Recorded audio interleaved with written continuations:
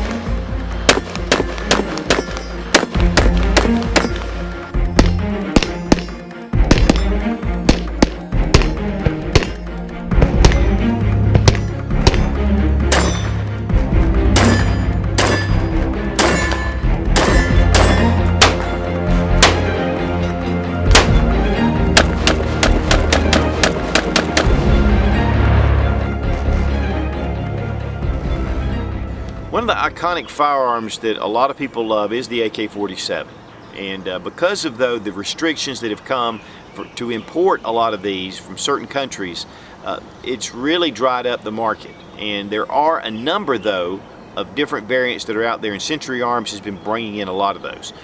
The MPAP or the PAP M85 and M92 are great examples, and even though these are in pistol form here, they can be adapted to SPR, of course a lot of different accessories with your arm brace, or just as a pistol, and they can be a lot of fun. Zastava out of Serbia makes really good AK-47 rifles. Their main battle rifle is the M70 assault rifle, and then we have the M92, which this is the pistol form of the M92, which is a short barreled rifle with a folding stock, used by special forces units and vehicle drivers, things like that. Somebody that needs a small package but yet still shooting the 7.62 by 39.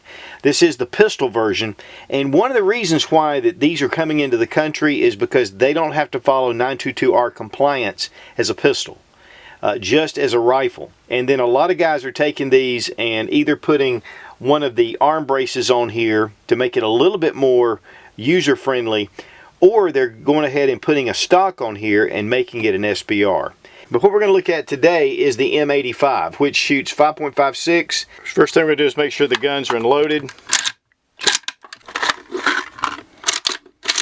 One of the cool things though, the original M85s that were coming into the country used proprietary AK mags, and here we have a standard Magpul mag, PMag, and this is an adapter for AR mags, which makes this, to me, much more attractive. It is made from a polymer, and it has the magazine release right here, which you just push down and the magazine comes right out.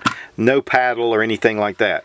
It does accept any of your M16 or AR-15 magazines, and this of course is a PMag. I believe it came with a regular Tapco magazine, which these work fine. I really like the Tapco magazines. I know they get a bad rap sometimes, but they're actually pretty decent mags. Standard GI mags and hex mags all work fine in this, but there is one magazine, and that is the M3 PMag, or the Gen 3 PMag. There is some issues with, and the biggest thing is there's a beefed up area right here on the magazine that's absent from the original PMag. It's just beefed up a little bit to catch a little better, but on this particular one it gets hung up, and when you put it up in there, you press, it doesn't want to overcome that little small lip. And sometimes I have some real issues pulling this out. There it goes. Once I put the bolt back, it actually came out. But that's one of the things that I'm not using in this. I'm just kind of keeping that for my other kind of magazines. The finish on them is really pretty well done. I mean, for an AK-47, typically, you know, they're not some of the most pristine finishes. But on the Zastava, they've really done a good job. The action is just super smooth. No malfunctions. I really didn't have any problems other than the Gen 3 PMags. Also, when you pull it back, it does have built into the safety the little notch that holds this open. So you can actually check things out, see if you have any kind of malfunctions, and then when you're ready to go, just click it down and it drives it home. Another really cool feature of both the M85 and the M92 is the hinged dust cover. And you just push it up and it just comes open and it's hinged. You don't have to worry about getting it into that small little area right here. And because of that, they've actually added sights right here and of course up at the front right here. Here you can see it has 2 dots which correspond with a single dot at the front, and you see the 2 which is for 200 meters. You can flip it and go to 400 meters with just a black outline. Here at the front you have your single dot, or you can bring it down and have your standard AK post, which of course you can take this in and out with a sight tool, and this does do windage and elevation at the front. One of the upgrades that was made from the original M85s that were coming into the country is it did have a pinned thread protector without the detent. And these new ones actually have not only where you have your thread so you can take this off. Now it is a 26mm left-hand thread, and this is a booster that came with it. But it's really simple to change this out. Just to press the detent and then just turn it. And you got to remember that it is left-hand thread.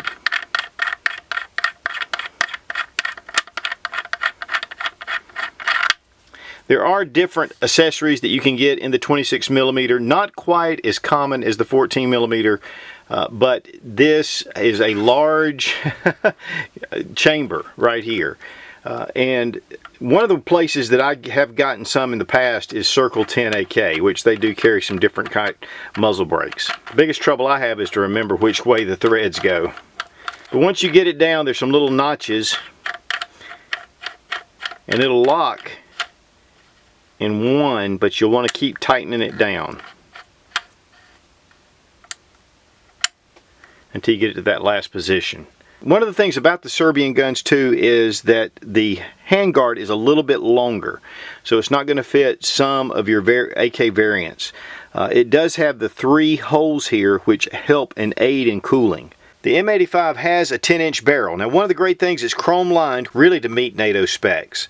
Also, these are cold hammer forged barrels, which will really have a good life to the barrel. One thing to note is on the M85, it does have this bulge right here that comes out. This is the 1.5mm receiver, where the original M92s do not have that.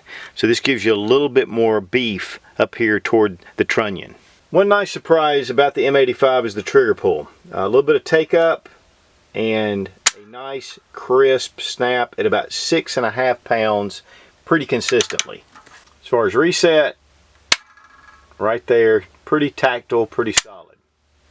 Now the M85 will accommodate one of the underfolders because it has the rivets and the holes. One of the problems with the original M85 that was being imported is the serial number was right here, and so it would interfere and cover up the serial number. Now the serial number is up front.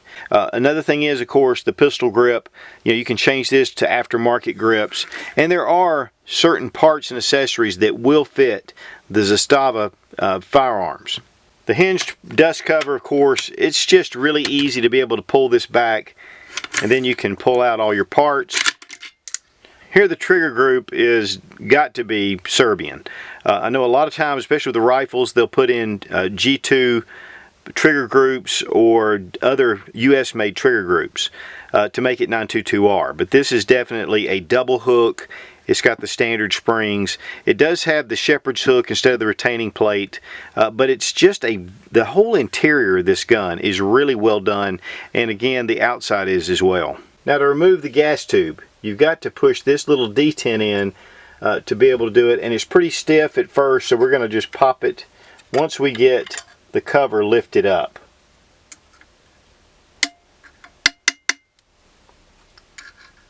And then it pushes forward, and then you can just take your gas tube and pull it right off.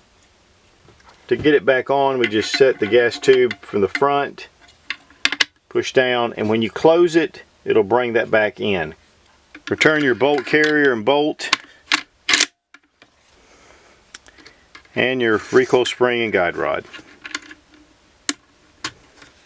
And then just bring the hinge cover down, pop it into place. Now to attach one of the Century Arms pistol braces, just pull out the screw in your grip. Now we can get this lined up, Put your grip back into place.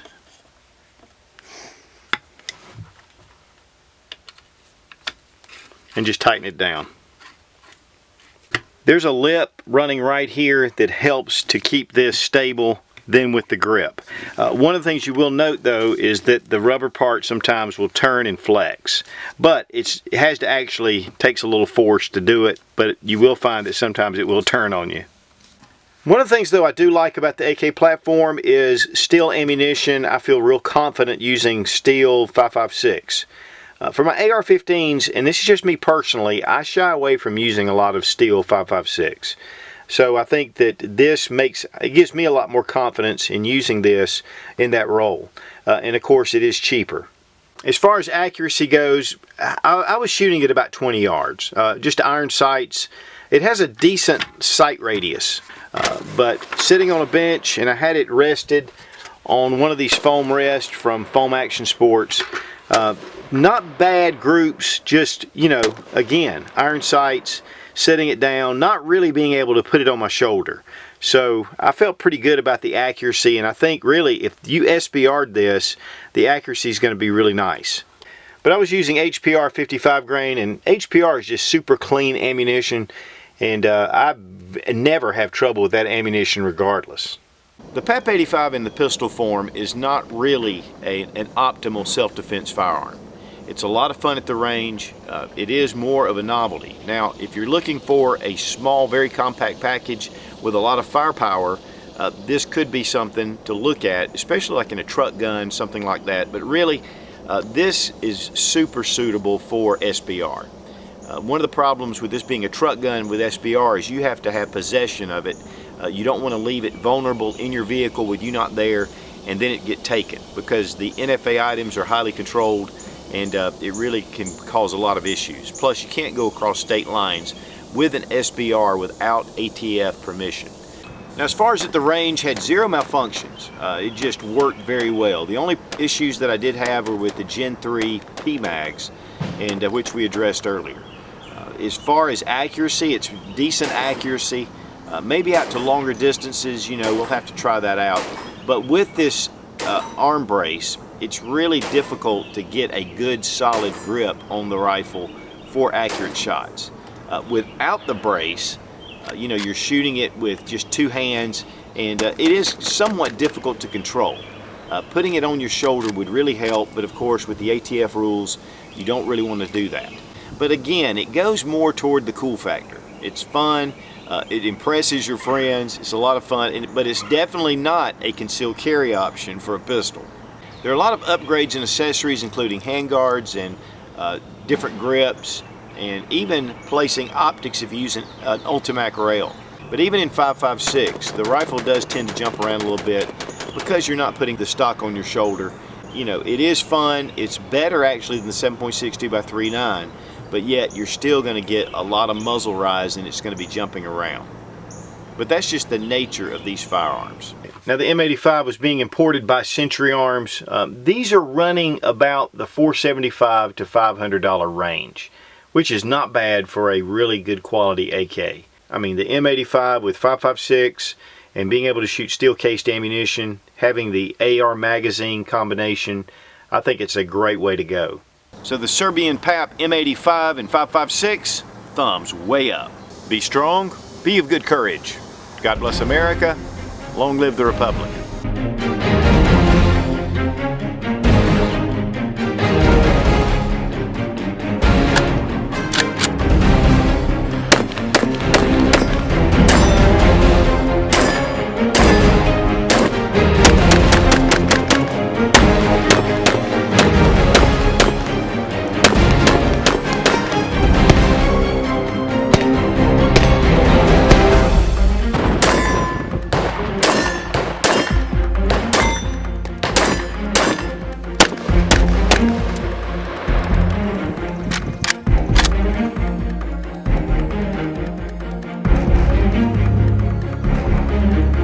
Adapter or magazine house, okay, of any kind of standard AK AR magazine.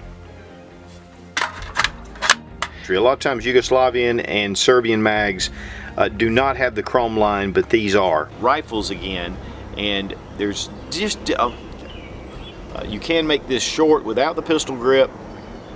Now the PAP 85 in the pistol form is really, so you're getting a good solid space here for this short barrel. And with this SIG